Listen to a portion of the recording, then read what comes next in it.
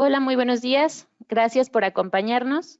Mi nombre es Michelle George y a nombre de Grupo Cintus les doy la más cordial bienvenida al webinar del día de hoy titulado Prevención del lavado de dinero, Perspectivas 2020.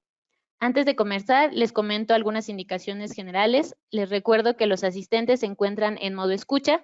Si tienen preguntas, dudas o comentarios, pueden hacérnoslo llegar a través del chat o la sección de preguntas y respuestas que tienen activo en la parte inferior de sus pantallas. Al final vamos a retomar algunos minutos para darles respuesta y también les comento que esta sesión está siendo grabada para que se las podamos compartir en días posteriores. Para comenzar, permítanme presentarles a nuestros panelistas. El día de hoy nos acompaña Carlos Martínez, nuestro experto en prevención del lavado de dinero y financiamiento al terrorismo, quien cuenta con una experiencia de más de 35 años desempeñándose como profesional del sector financiero en bancos globales como HSBC y Citibank, siendo líder en funciones de auditoría interna, riesgo operacional, cumplimiento y riesgo de crimen financiero. Ha sido miembro de firmas consideradas como Big Four, asesorando a clientes de la industria en áreas relacionadas con gestión de riesgo, modelos de 3 líneas de defensa y cumplimiento. Y para enriquecer aún más esta sesión, tenemos una invitada especial, Elena Barajas, quien cuenta con 10 años de experiencia en áreas de cumplimiento, riesgo operacional, prevención de lavado de dinero, auditoría y gestión de riesgos en el sector bancario y cadenas de autoservicio. Elena ha sido responsable en funciones de auditoría, prevención de lavado de dinero y control interno en instituciones bancarias globales y estrategias regionales para evaluar el entorno de cumplimiento, gestión de riesgos, prevención de lavado de dinero en empresas de Estados Unidos, México y Latinoamérica. Muchas gracias a ambos y sin más por el momento, les cedo la palabra. Buenos días a todos. Gracias por estar con nosotros esta mañana. La idea es compartir con ustedes algunos de los temas más relevantes que vemos en el sector, ¿verdad? Relacionados con toda la parte de prevención del lavado de dinero. De manera muy general, la agenda que vamos a cumplir el día de hoy es la evolución y contexto actual de PLD. Hablaremos de regulaciones, hablaremos de reformas y hablaremos de la última evaluación de Gafi. La gestión de riesgo de lavado de dinero, un componente clave para la estrategia. El monitoreo efectivo para la detección y toma de decisiones. Tomaremos unos minutos para generar algunas conclusiones. Y por último, la sesión de preguntas y respuestas. Bien, me gustaría comenzar compartiendo con ustedes un poco el contexto que vemos hoy, tanto en la industria financiera como la no financiera a nivel global. Importante mencionar que ya no nada más hablamos de industria financiera, sino también la no financiera y es por lo siguiente. Obviamente la regulación continúa siendo un impacto, ¿verdad?, de manera importante en la economía global de los participantes, impactando sus modelos de negocio y el ambiente de negocios. Los modelos apalancados con nuevas tecnologías se han convertido en un potenciador para satisfacer las necesidades de los clientes y mejorar las eficiencias operativas. Creo que más de uno, ¿verdad?, ya hoy utilizamos este tipo de tecnologías, ¿verdad?, cada vez más con una penetración más alta en el mercado. Los nuevos entrantes en el mercado para satisfacer necesidades crecientes de los clientes a un menor costo y mayor satisfacción. Y aquí viene todo este nuevo grupo de entrantes al mercado, ¿verdad?, que de alguna manera u otra hoy ya suplen necesidades que le podríamos tradicionalmente ver en el sector financiero. Estos nuevos entrantes cada vez están tomando una relevancia mayor en la participación de mercado.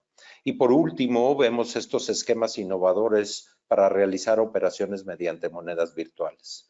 Todo este contexto que acabo de ver es importante que lo entendamos porque finalmente está teniendo una influencia en nuestra estrategia de prevención del lavado de dinero y financiamiento al terrorismo.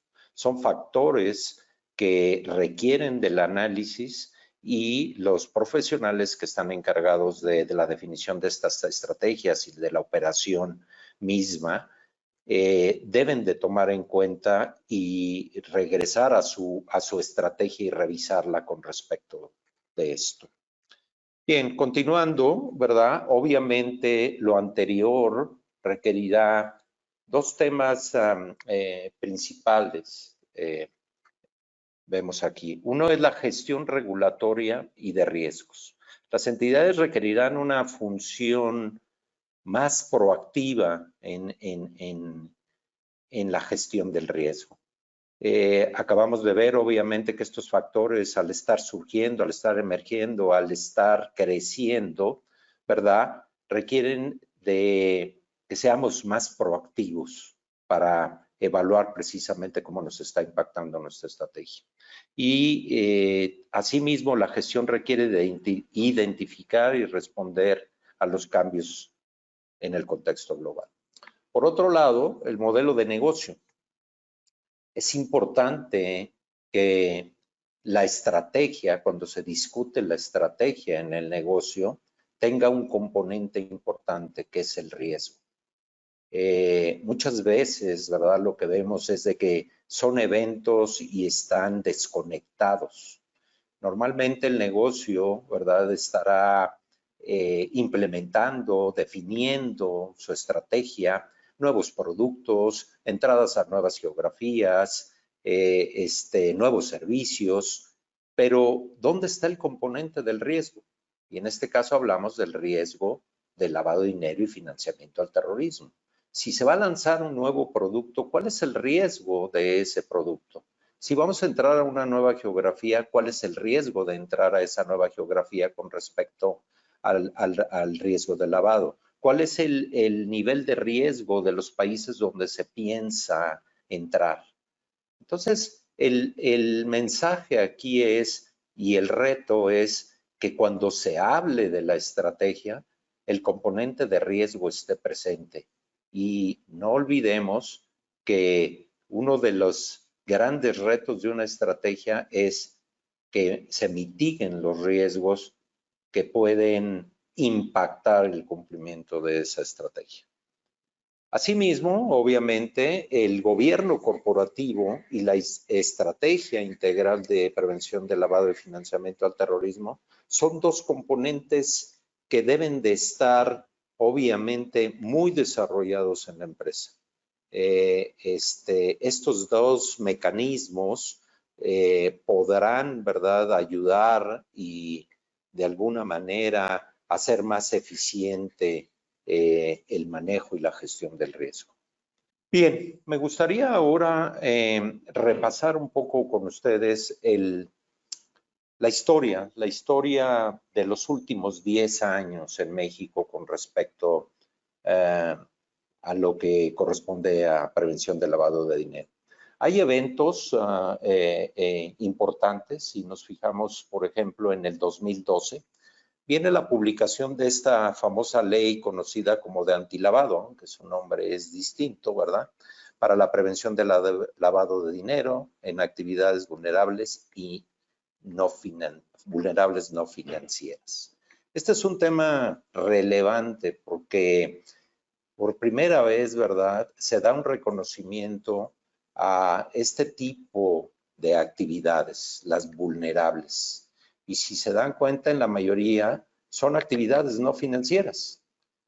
¿Por qué dar esta respuesta? Pues simplemente porque en el tiempo nos percatamos que muchas de estas actividades habían sido usadas por el crimen organizado para, obviamente, introducir o para hacer actividades con recursos de procedencia ilícita. Entonces, es un evento de los más que vemos en este periodo de 10 años. Asimismo, también vemos algunos otros, ¿verdad?, como puede ser en el 2014, que por primera vez se habla de adoptar, ¿verdad?, las famosas listas de personas bloqueadas. Si bien a nivel internacional, ¿verdad?, hay una serie de fuentes, como puede ser la propia OFAC o la propia Naciones Unidas, que tienen también este tipo de listas. Por primera vez en México, ¿verdad? Obviamente se emiten este tipo de listas y son ahora de uso común. 2016 viene la primera evaluación de riesgos de lavado de dinero y financiamiento al terrorismo en México por parte de la GAFI. Entonces, simplemente de manera muy general, ¿verdad? Repasar estos eventos, tenerlos presentes, pero me gustaría generar aquí una primera conclusión. El último cambio relevante en México con respecto a la prevención del lavado de dinero y financiamiento del terrorismo se hizo hace 8 años, cuando se emite la ley antilavado. Eso nos debe de decir algo, nos debe de poner en un contexto de que han pasado 8 años y aún queda mucho por hacer en este sentido y no se ha visto, obviamente, en términos legislativos y regulatorios, un cambio con esa relevancia y para lo que México aún requiere. Bien, ahora me gustaría hacer una pauta aquí y darles entrada a toda nuestra audiencia para que nos ayuden a responder cuál es el principal reto que hoy enfrentan en sus organizaciones con respecto a la prevención del lavado de dinero y financiamiento al terrorismo. Bien, muchas gracias. Ahora me gustaría ver algunas de las respuestas. Obviamente vemos algunas tendencias que de alguna manera, pues sí, son esperadas. El manejo del cambio regulatorio siempre, obviamente, es algo que genera algún tipo de complejidad dentro de las organizaciones y requiere de un tratamiento, también requiere de dedicarle recursos. El entendimiento limitado de los riesgos a nivel de alta dirección, y creo que esto refuerza lo que acabábamos de decir con unir la estrategia y el riesgo. Entonces creo que son dos respuestas obviamente esperadas. Agradablemente vemos que la parte de capacidades tecnológicas humanas, pues aparentemente es bajo, aunque sabemos que aún este tipo de infraestructura en muchos de los casos sigue siendo un reto para las organizaciones. Muchas gracias. Bien, dando continuidad a nuestra presentación y a nuestra charla de esta mañana, me gustaría pedirle ahora a Elena, mi colega, que tome el siguiente tema, que es el tema de la GAFI. Ella se ha dedicado a investigar y estudiar mucho este tema, entonces creo que ella tiene toda la experiencia para hablar de este tema. Elena, por favor. Gracias, Carlos. Pues un tema muy relevante que ha generado impacto, ¿no? Y cambio en las regulaciones y en la forma en cómo la supervisión ha cambiado y modificado en el país, pues se deriva de las evaluaciones mutuas que hace el Grupo de Acción Financiera, GAFI, ¿no? A los países. Entonces, para empezar, ¿qué es GAFI? GAFI, a pesar de no ser una autoridad, es un organismo internacional que define los estándares internacionales sobre cómo combatir el lavado de activos y financiamiento del terrorismo. GAFI funge un importante rol, ¿no? A nivel país y a nivel internacional, porque es aquel que va a cada uno de los países a evaluar con un enfoque basado en riesgos cómo se está cumpliendo, ¿no? Con las 40 recomendaciones que se han emitido para, en conjunto, se generen iniciativas para la prevención del lavado de dinero y financiamiento del terrorismo. ¿Cuándo fue la última evaluación? Pues la última evaluación fue en el 2017 y los resultados se publicaron en enero del 2018. Como ustedes saben, la GAFI tiene una metodología con un enfoque basado en riesgos que es precisamente ha dedicado a hacer hincapié en los países y nosotros ahora en las instituciones financieras a aplicar una evaluación, ¿no? Una evaluación enfocada en los riesgos, y esta evaluación se basa en la revisión de sistemas y mecanismos que ha creado cada país a nivel interinstitucional y a nivel legislativo para aplicar las 40 recomendaciones y cómo se está haciendo el cumplimiento y la aplicación de estas mismas, ¿no? A nivel país para mitigar el riesgo de lavado de activos. Entonces, hicimos un análisis de cuáles son y un resumen de cuáles son los principales hallazgos en esta última evaluación mutua y cuáles son los resultados y consecuencias que ya hemos empezado a ver desde el 2019 y que seguiremos viendo, yo creo que en los siguientes 2 o 3 años, que no solamente van a impactar en cambios en la regulación, sino en cómo las autoridades van a empezar a interactuar con nosotros y vamos a hacer como un pequeño resumen de cuáles son esas dos principales. Entonces, una principal preocupación es que no existe una coordinación entre las diferentes entidades legales. ¿De qué estamos hablando? Pues de la UIT, de la PGR, de la Comisión Nacional Bancaria de Valores, ¿no? De Banjico, y cómo esto no está ayudando a que coordinen y supervisen y mitiguen, ahora sí que los riesgos de incumplimiento en las actividades vulnerables y en las instituciones financieras. ¿Esto en qué va a derivar? Pues que se generen medidas adicionales para mejorar el nivel de concientización, ¿no? En las actividades vulnerables e instituciones financieras y que se haga un análisis de las vulnerabilidades que tienen cada una de estas funciones en el marco jurídico. En el capítulo 3, ¿no? En el sistema legal y cuestiones operativas, a pesar de que nuestra unidad de inteligencia financiera, que es la UIF, produce una buena inteligencia financiera, ¿no?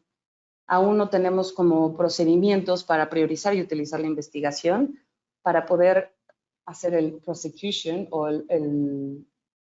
perdonen el Spanglish, ¿no? Para perseguir el delito de lavado de dinero y financiamiento al terrorismo.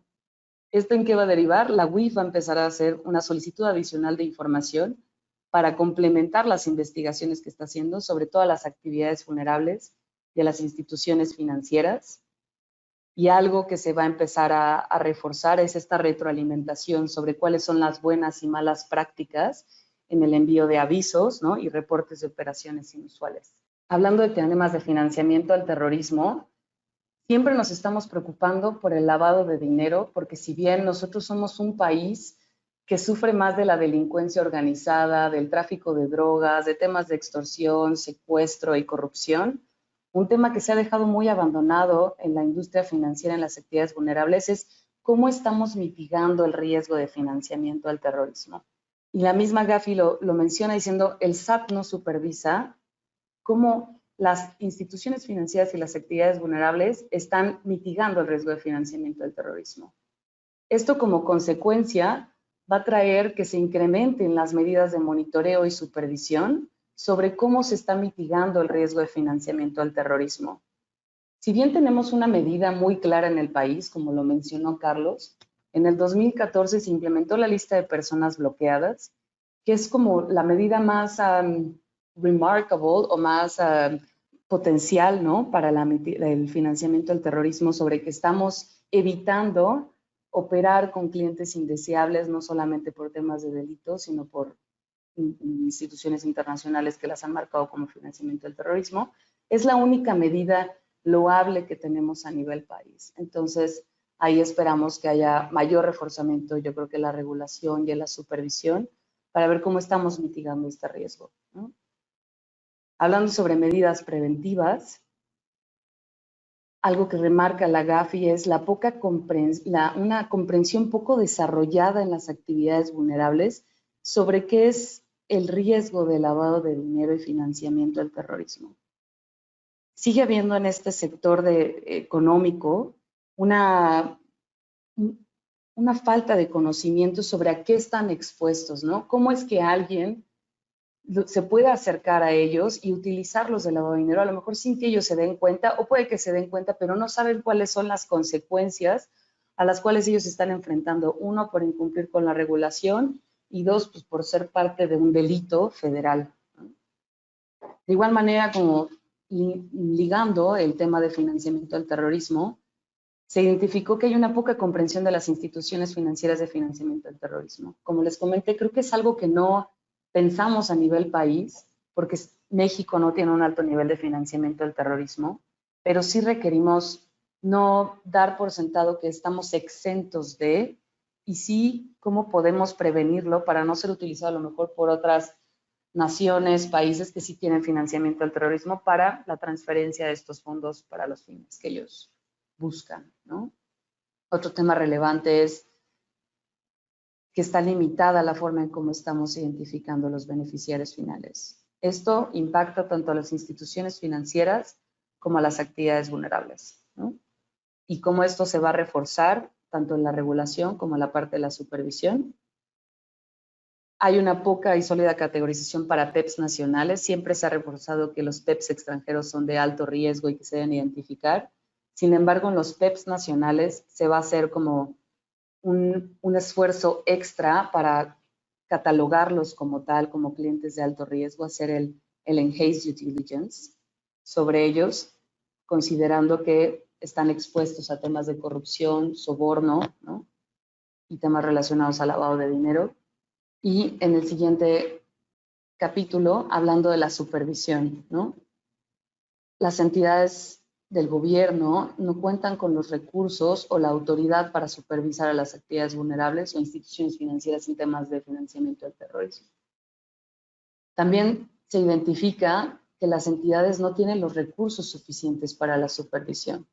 Entonces, algo que nosotros empezamos a interpretar es la autoridad puede hacer un cambio en la regulación solicitando a las actividades vulnerables reportes de auditoría interna y externa en temas de PLD, en lo que la autoridad pues hace este reforzamiento, ¿no?, de sus equipos de trabajo para empezar la supervisión. Y sobre todo hace mucho hincapié en que se revisen las sanciones que se están aplicando a los sujetos obligados en la regulación. La GAFI está diciendo, tus sanciones no son lo suficientemente disuasivas y efectivas y tienes que reforzar la aplicación que tienes con los sujetos obligados. Entonces, lo que se espera es este periodo en el cual se va a reforzar la supervisión del regulador y se van a empezar a aplicar sanciones pues de manera más oportuna, ¿no?, y disuasiva para que pues se haga el cumplimiento de la ley. Otro que tenemos un gran tema, y yo creo que muchas personas que a lo mejor han hecho procesos de transaction monitoring o investigación de perfiles transaccionales de clientes, es la falta de información que tenemos disponible en fuentes de datos públicas, hablando de personas jurídicas y estructuras jurídicas. Si bien tenemos una base desde el 2016 sobre cuáles son las personas morales, ¿no?, vigentes a partir de esa fecha, todavía no se tiene actualizada esta base y tampoco es algo que continuamente se modifique o se actualice conforme a los cambios de estructura de cada persona moral. Entonces, esto no solamente está impactando a la autoridad por no tener un acceso oportuno a la información, sino también a las instituciones financieras al momento de hacer sus investigaciones para identificar actividades posiblemente sospechosas. Entonces, se espera que se vayan a hacer esfuerzos para actualizar el registro de personas morales, para poder identificar cuáles son los beneficios finales y estructuras accionarias que tienen estas personas jurídicas para que tengan acceso a las autoridades competentes y en su momento que también lo tengan acceso las actividades vulnerables y las instituciones financieras. Y hablando de temas de cooperación internacional, pues como ustedes saben, los reguladores y las entidades gubernamentales pueden tener acceso a la ayuda y a la información con otras entidades gubernamentales de otros países. Lo que se pide es que esta interacción interinstitucional sea mucho más proactiva en la persecución del delito de lavado de dinero y se haga en mayor cooperación de la inteligencia financiera que se está generando no solamente en México, sino en otros países para realmente hacer casos más sólidos, ¿no?, de lavado de dinero y financiamiento al terrorismo, y esto permita que aumente el número de casos en los cuales se está haciendo el persecution, ¿no?, la sanción del delito para lavado de dinero, pues que es algo muy bajo en México. Entonces, dos conclusiones que yo me quisiera llevar, ¿no?, del análisis que hice de esta evaluación mutua. Uno es, nuestra autoridad al día de hoy tiene muchas áreas de oportunidad en temas de supervisión de lavado de dinero, ya sea porque no tiene la autoridad para supervisar a las actividades vulnerables. Dos, porque ha dejado de lado el tema de financiamiento al terrorismo y se ha dedicado más al lavado de dinero. 3, porque no hay una coordinación entre la autoridad. Y 4, porque se ha priorizado más el tema del sector bancario que de las actividades vulnerables. ¿Esto cómo va a traer de consecuencia desde mi perspectiva? Es, uno, vamos a empezar a ver esfuerzos, que ya los hemos empezado a ver desde el 2019, que el regulador está invitando a las actividades vulnerables a autorregularizarse en su cumplimiento, ¿no? A crear programas para fortalecer el cumplimiento a la ley antilavado, haciendo la condonación de sanciones. Esto con el fin, porque él sabe que se está preparando para hacer una supervisión mucho más estricta del cumplimiento de la ley para las actividades vulnerables. Y va a empezar a elevar los requerimientos, ¿no?, en temas de auditoría y cumplimiento de la ley. Otro tema que yo me veo es las sanciones, que antes se veían como algo muy lejano, ¿no? Van a empezar a ser algo real. ¿Por qué? Porque se está recibiendo esa presión de la GAFI por realmente decir, hay un regulador, hay una ley, y si no cumples, hay una consecuencia. Y lo que está pidiendo la GAFI es, tienes que generar consecuencias sobre este tema. Entonces, creo que es un buen momento para nosotros y para el sector financiero de las actividades vulnerables de reforzar sus procesos de cumplimiento, de reforzar sus procesos de gestión de riesgo de lavado de dinero, uno, como una parte preventiva, y dos, para evitar sanciones. Eso creo que es el tema relevante y de reflexión, ¿no? El siguiente tema que vamos a tocar está relacionado con el enfoque basado en riesgos, y le cedo la palabra a Carlos Martínez porque él es experto en este tema. Gracias, Elena. Interesante toda la reflexión que hace sobre la última evaluación del GAFI, y invitar a nuestros participantes a que exploren más sobre este documento. Es un documento público. Creo que podremos compartir posteriormente con ustedes la liga en donde lo pueden encontrar, y vale la pena tomarse el tiempo, porque como bien ya lo dijo Elena, la GAFI es uno de los factores que más influye en la legislación y la regulación de los países. Entonces, si todos estos hallazgos están siendo reportados por ellos, definitivamente, como lo menciona Elena, esperamos que sean tomados en cuenta por la autoridad y haya cambios en la parte legislativa y regulatoria, así como en los modelos de supervisión del propio regulador. Bien, sigamos con nuestra plática, y ahora traemos un tema que aunque ya hay mucho desarrollo en muchas de las instituciones, ¿verdad?, tanto financieras como no financieras, sigue siendo un tema que presenta oportunidades de mejora.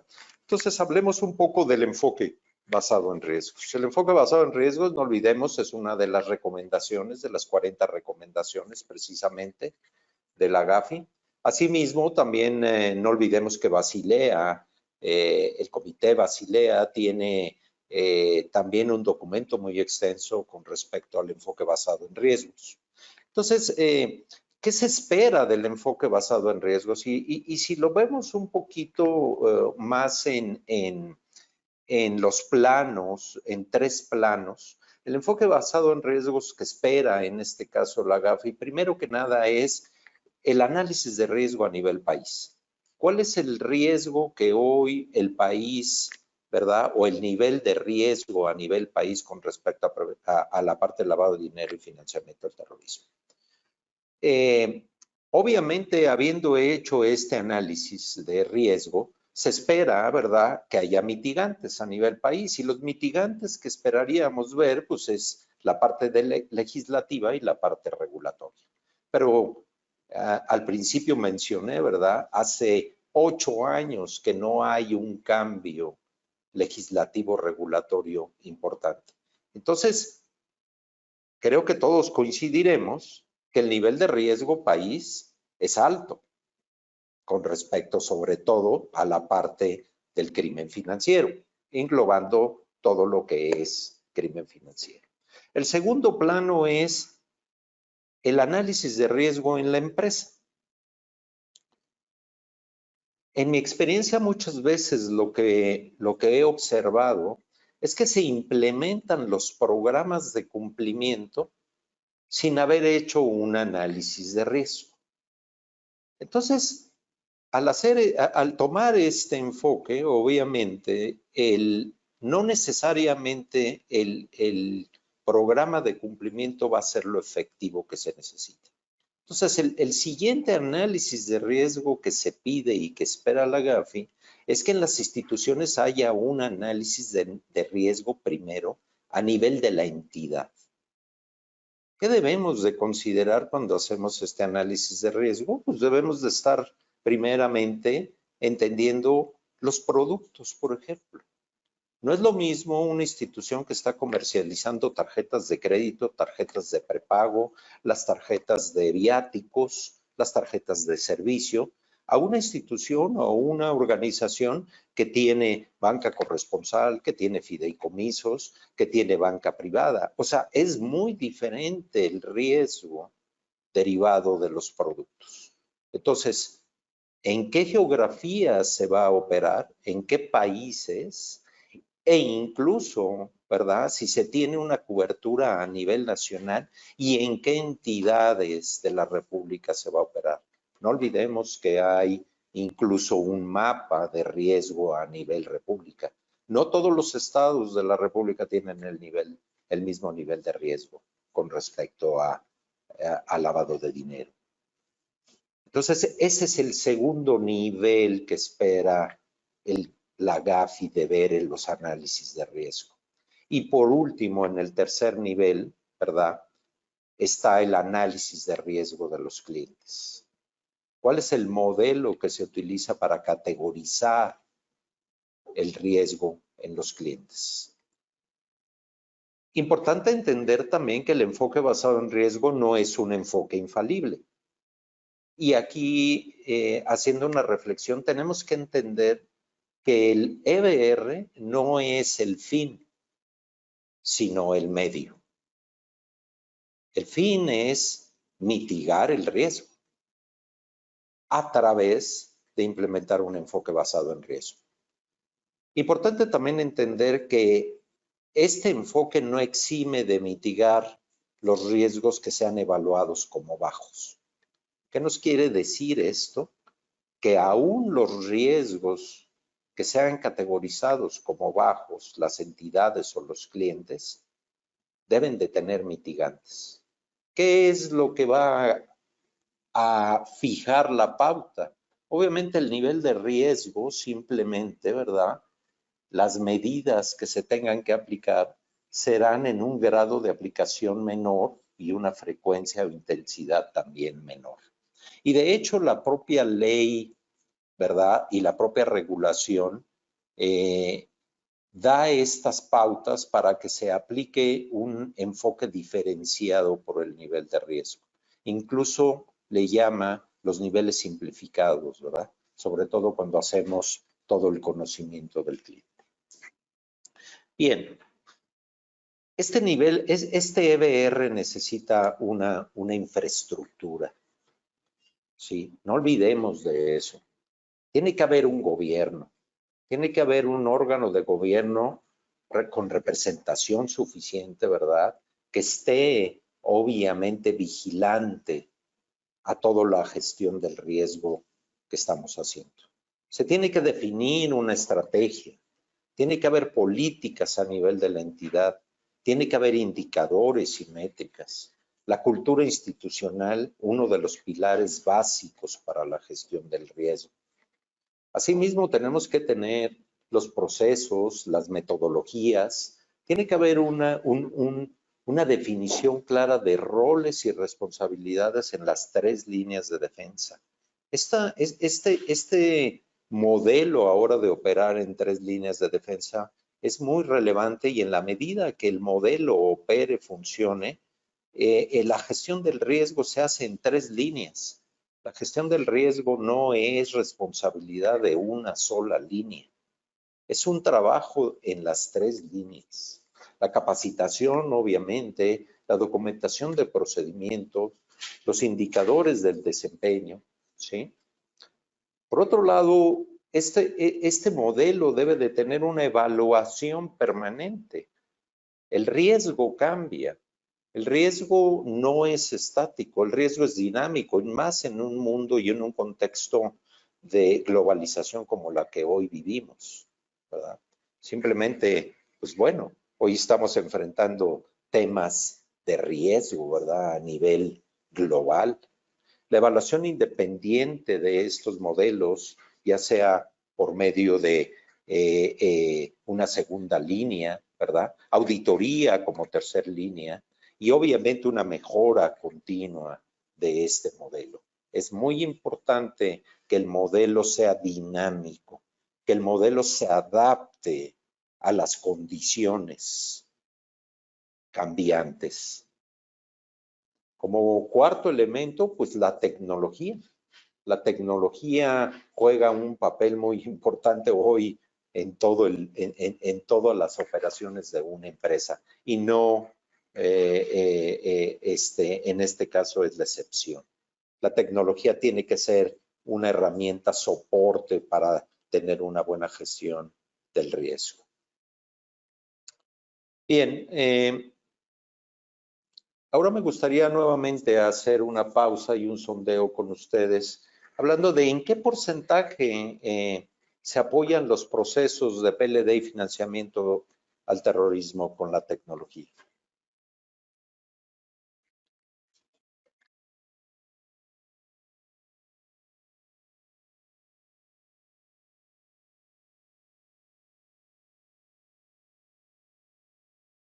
Muy bien. Hablando un poquito más sobre esta parte de la tecnología, hoy pues vemos obviamente mucha oferta en este sentido, ¿verdad? Herramientas tecnológicas que van más allá, como es toda la parte hoy también de moda, como es las famosas tecnología de punta, que nos ayuda obviamente a hacer métricas, indicadores, ¿verdad? A la famosa tecnología para toda lo que es la inteligencia artificial, ¿verdad? Obviamente cómo utilizamos ahora este tipo de tecnología para hacer la gestión del riesgo, ¿ok? Toda la parte de métricas e indicadores que podemos estar diseñando en nuestras empresas para tener una gestión más preventiva del riesgo. Bien, viendo algunas de las respuestas que ya tenemos que nos están ustedes mandando, obviamente vemos sí tendencias altas aún, ¿verdad? En que los porcentajes en que aún se requiere la utilización de la tecnología. Entonces, obviamente estos temas siempre representan obviamente una inversión para las empresas, pero no olvidemos de que en la medida en que la estrategia de mitigación del riesgo se ve es más efectiva, la consecución de las metas en el negocio también serán más altas. Entonces tenemos que venderlo de esa manera a la alta dirección. Bien, vamos ahora a entender un poco cómo gestionar el riesgo a través del ciclo de vida del cliente. Hay que entender el ciclo de vida del cliente. Obviamente, el ciclo de vida inicia, obviamente, cuando el cliente, ¿verdad? El cliente quiere, obviamente, algún servicio, algún producto del de que le estamos ofertando. Ahí entra un primer momento muy importante y yo siempre lo recalco en mis trabajos. Aquí es el momento en que le abrimos o cerramos la puerta. Entonces, es muy importante este primer paso, y aquí lo hablamos que está en términos de inglés, pero es obviamente la búsqueda que hacemos o el screening que hacemos de este cliente y sus partes conectadas. No lo olvidemos, simplemente no nada más nos interesa saber los antecedentes del cliente, sino todas sus partes conectadas. Obviamente de este primer filtro que hagamos, obviamente de aquí podemos tomar decisiones de aceptar o rechazar a esa petición que nos están haciendo. Después viene esta parte importante que es la evaluación de riesgo del cliente, la categorización del riesgo del cliente. Aquí nos dará un resultado esta categorización y dependiendo del resultado tomaremos acciones. Si nuestra política es de que clientes bajos y de riesgo medio, hagamos una debida diligencia, ¿verdad? Hagamos un conocimiento, pidamos la información del cliente y a un nivel simplificado podríamos hacerlo. Pero fíjense ustedes, cuando el cliente está categorizado como alto o son clientes de categoría especial, no nos olvidemos de este tipo de clientes, ¿sí? Siempre recordamos el término PEP, pero el PEP es una categoría más dentro de los de categoría especial, ¿sí? Por la actividad preponderante de los clientes son categorizados, ¿verdad?, como especiales y esos requieren de un tratamiento especial. Entonces, para clientes de alto riesgo y clientes de categoría especial, se les deberá de hacer esta debida diligencia ampliada, ¿verdad? Esta debida diligencia ampliada en la cual tenemos la oportunidad de hacer una investigación y un escrutinio mayor del cliente. Entonces, nuestros procedimientos tienen que ser más estrictos. Entonces, aquí prácticamente le estamos dando ya entrada a nuestro cliente. No olvidemos que de esta categorización, ¿verdad?, se va a establecer el monitoreo que vamos a estar haciendo de los clientes, un monitoreo diferenciado. Es obvio que los clientes de mayor riesgo y de categoría especial, yo tenga que fijar una estrategia distinta de monitoreo, porque son los que me están representando un riesgo mayor a mi organización. Y finalmente tenemos las revisiones periódicas, ¿verdad? No olvidemos que estas revisiones periódicas es una gran oportunidad que tenemos para confirmar o para actualizar, ¿sí?, el nivel del riesgo del cliente. Asimismo, ¿verdad?, este screening continuo o búsqueda continua. No olvidemos que constantemente tenemos que estar haciendo estas búsquedas. El cliente su situación puede cambiar en cualquier momento y es importante que si hay este tipo de alertas, hay este tipo de noticias negativas, que nos den estos chequeos que hacemos automatizados o manuales, automáticamente volvamos a la evaluación del riesgo. Asimismo, el monitoreo transaccional y la investigación de las inusualidades nos debe de llevar automáticamente a hacer una reevaluación del riesgo del cliente. Este es el ciclo de vida. No olvidemos que al cliente hay que gestionarlo con respecto al cliente durante todo el ciclo de vida. No es únicamente en el momento en que el cliente nos está solicitando un servicio. No, una vez que tenemos el cliente dentro, tenemos que seguirlo gestionando. Tenemos que seguir aplicando este tipo de mecanismos y controles que nos sugieren las prácticas internacionales y también nos piden las regulaciones. Bien, ahora veamos un poco cómo se hace la evaluación del riesgo de un cliente. ¿Cuál es una estándar convencional de la evaluación del riesgo del cliente? Obviamente tenemos 4 factores que normalmente son los utilizados, aunque puede haber más. No necesariamente nos tenemos que casar con estos 4 factores. Entonces es importante que entendamos que puede haber más factores. Cada uno de estos factores debe de tener un peso.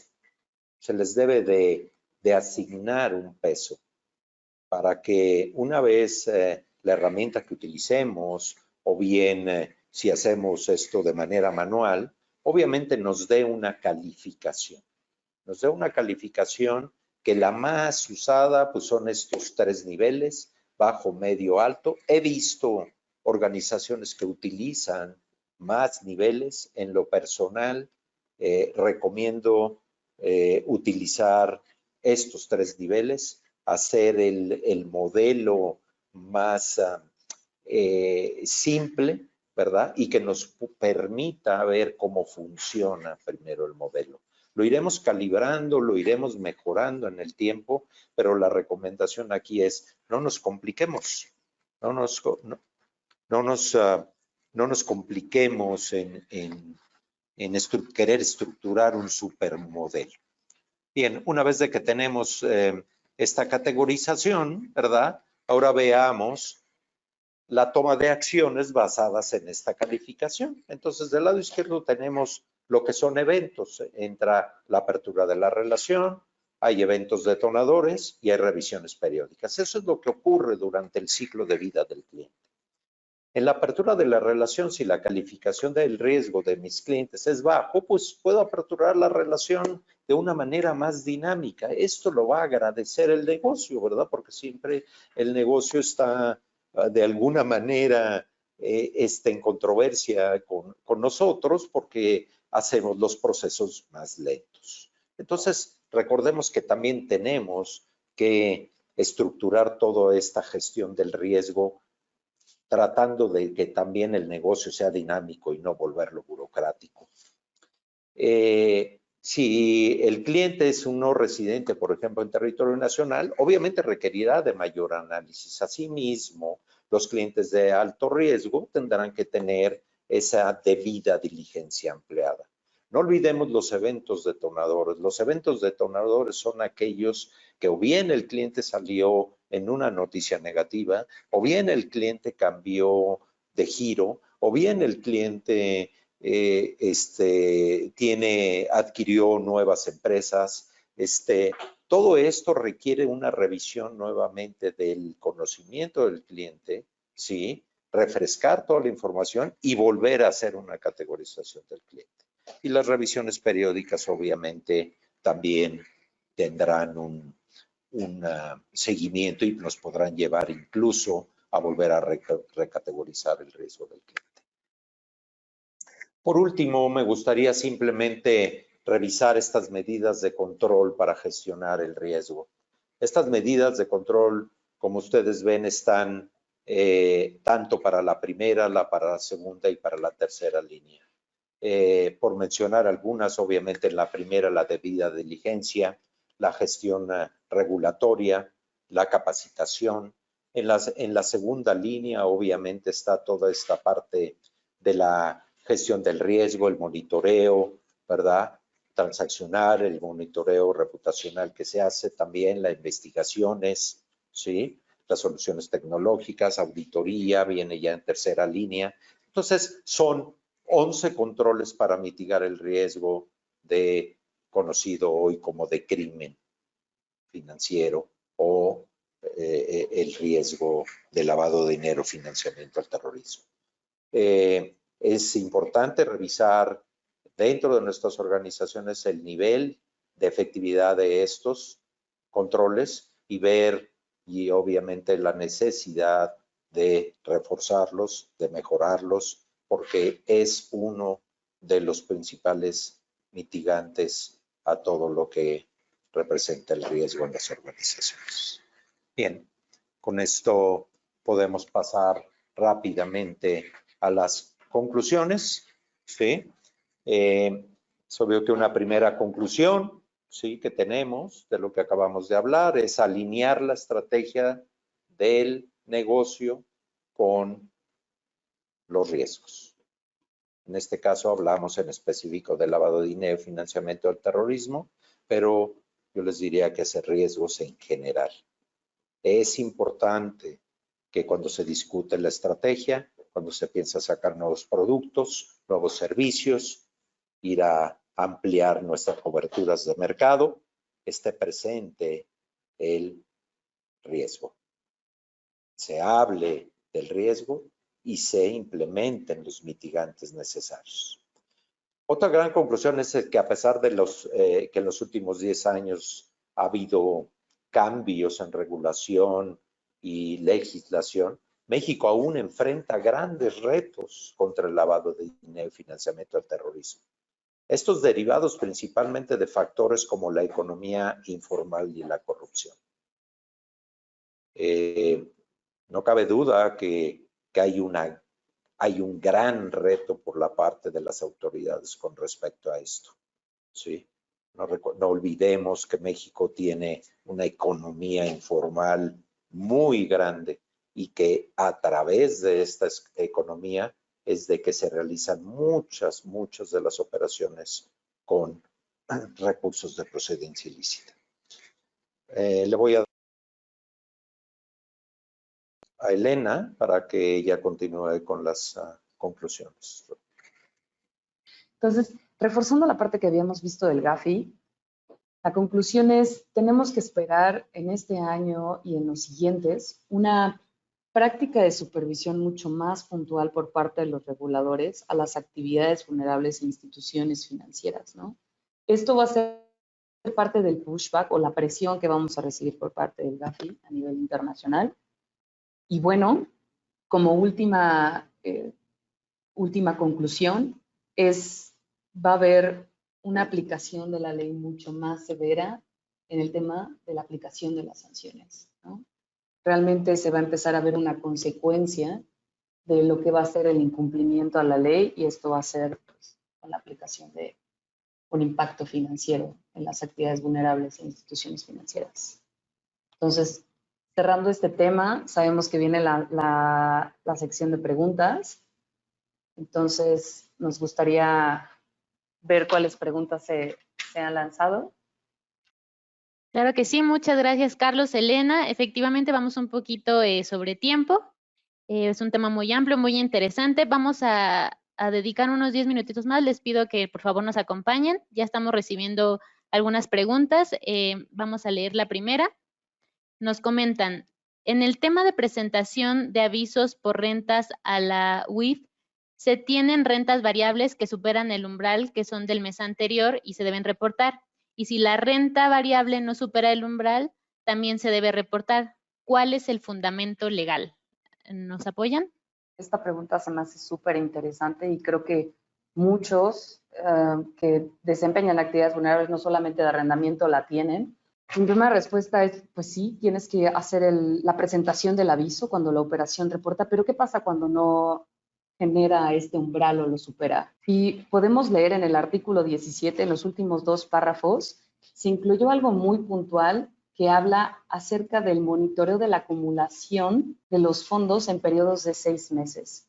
Entonces, si bien una operación como tal está debajo del umbral, no merece reportarse, pero si al siguiente mes tú tienes otra transacción que en conjunto, ¿no?, rebasa o supera el umbral, entonces se genera la obligación de hacer el reporte del aviso correspondiente. Muy bien, Elena, muchas gracias. La siguiente pregunta es, ¿los riesgos por lavado de dinero en proveedores entrarían en la evaluación de riesgo de la entidad? Bien, gracias por la pregunta, también interesante. Definitivamente sí. El riesgo para cualquier institución obviamente no viene únicamente del lado de los clientes, ¿verdad? El factor de riesgo no está ahí. Está en todos aquellos terceros, ¿verdad?, involucrados con la organización. Llámese proveedores, ¿verdad? Hoy también es un esquema muy utilizado, ¿verdad? Toda la parte del outsourcing, ¿verdad? También dentro de las empresas. Entonces la respuesta es sí. Sí, tiene que haber toda una gestión de riesgos de terceros o bien de proveedores y es una práctica muy común ya en muchas de las empresas. Entonces sí, el riesgo tiene que también evaluarse desde ese aspecto. Obviamente en un proveedor no nada más estará en la parte del lavado, ¿no? pues también están otro tipo de riesgos como puede ser el de continuidad, pero hablando en específico del riesgo de lavado, pues sí, se tiene que hacer ese tipo de también investigación de con quién nos estamos relacionando. Perfecto, muchas gracias. Una pregunta más. Nos preguntan de qué manera se está atacando el lavado de dinero en el medio asegurador. ¿Existen registros sobre los PEPs relacionados en este ramo? Bien, también la pregunta es interesante porque si bien la regulación primariamente, y lo dijo creo que Elena en alguno de sus comentarios, se ha enfocado hacia la parte de bancos y ha sido muy robusta y siempre el enfoque del riesgo hacia la parte de bancos, por obvias razones, ¿sí?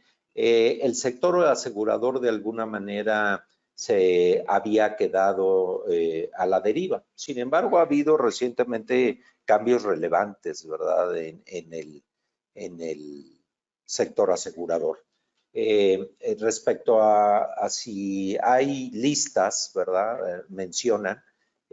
No tengo el dato exacto, pero obviamente lo podemos investigar, pero definitivamente yo no vería por qué no también en el sector asegurador haya este tipo de listas y haya la obligación, obviamente, de hacer el screening o la búsqueda en las listas. No olvidemos de que independientemente de que el regulador me lo pida o no, por una sana práctica dentro de las empresas, se deben de incorporar este tipo de controles. O sea, mi sugerencia para quien hace la pregunta es, yo no esperaría que me lo pida el regulador, yo lo implementaría.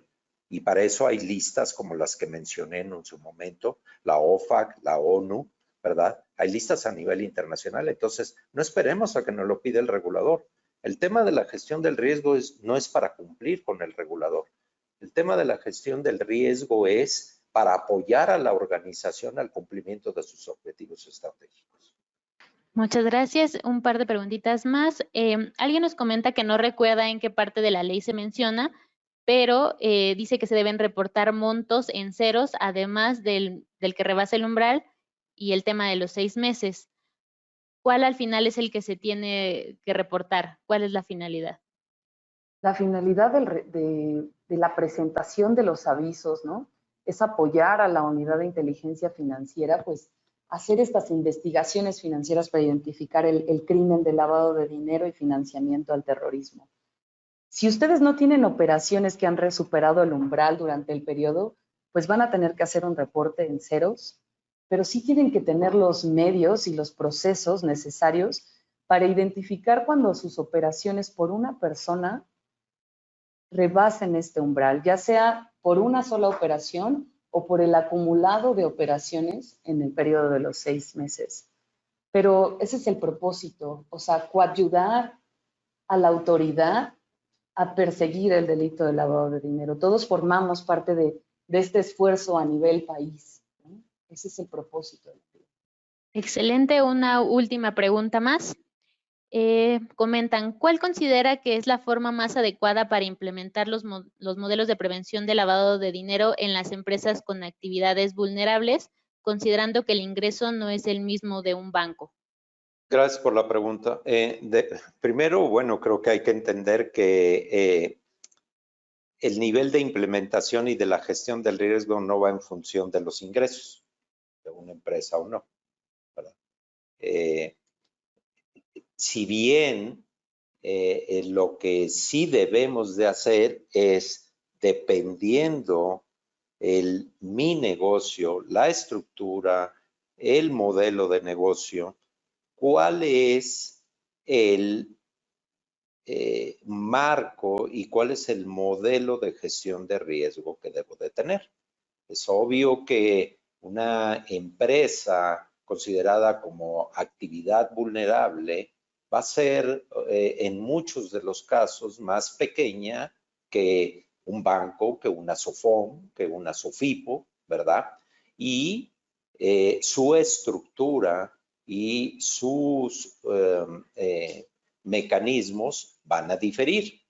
Sin embargo, yo no esperaría tomar mi decisión en función de los ingresos. Más bien, yo primero, y como lo mencioné cuando hablamos del enfoque basado en riesgos, primero haría el análisis de riesgo de la entidad en la que estoy trabajando. Eso me va a llevar a determinar de qué tamaño debe de ser mi programa, ¿verdad?, de gestión del riesgo. Pero primero hay que empezar entendiendo cuál es el riesgo de mi organización. Excelente, Carlos, muchas gracias. Bueno, por tema de tiempo vamos a tener que cerrar aquí la sesión, pero los invito a que nos sigan compartiendo sus preguntas al correo que les está apareciendo en pantalla, contacto@cintus.com.mx. Aquellas que quedaron pendientes más las adicionales las estaremos respondiendo en el correo con la grabación de esta sesión. Y pues nada, agradecer nuevamente su tiempo, su atención durante esta sesión. Los invitamos a que visiten nuestra página, nos sigan en redes sociales para próximos webinars y próximos eventos. Muchísimas gracias, que tengan excelente día.